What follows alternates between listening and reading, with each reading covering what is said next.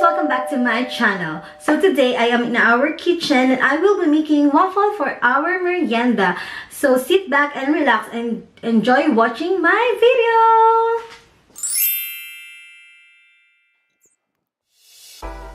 Here are the ingredients. 2 cups of flour, 1 teaspoon salt, 4 teaspoon baking powder, 8 tablespoon sugar,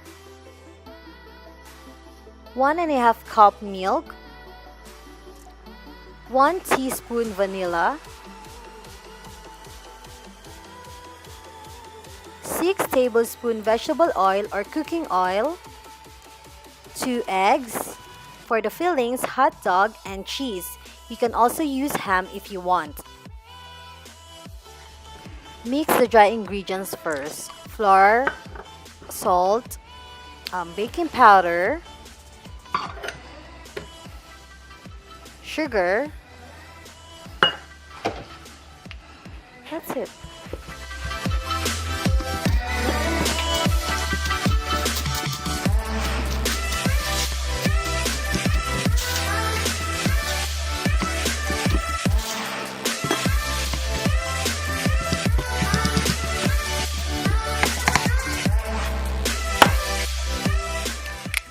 Add the 2 eggs,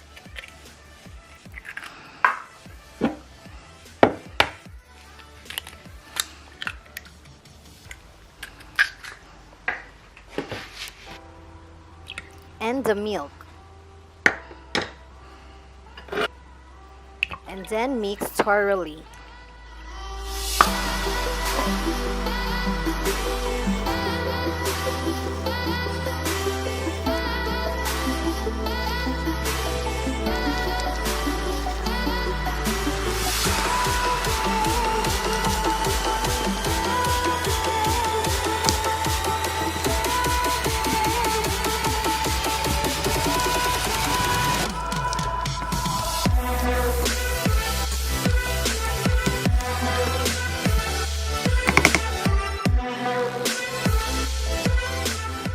Add vanilla and the cooking oil or vegetable oil, and then mix.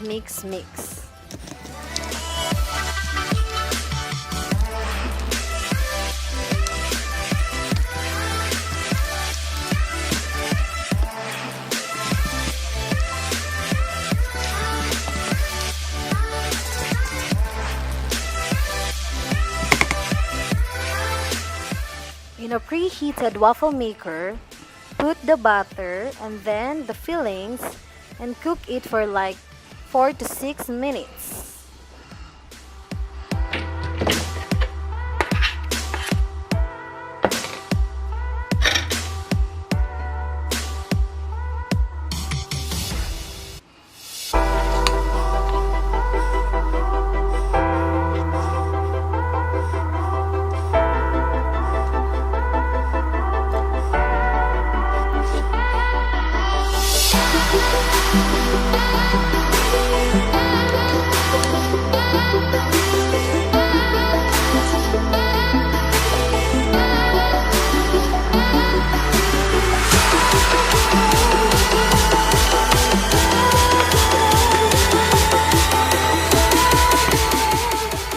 Here's my hot dog and cheese waffle. Thank you for watching. Bye-bye.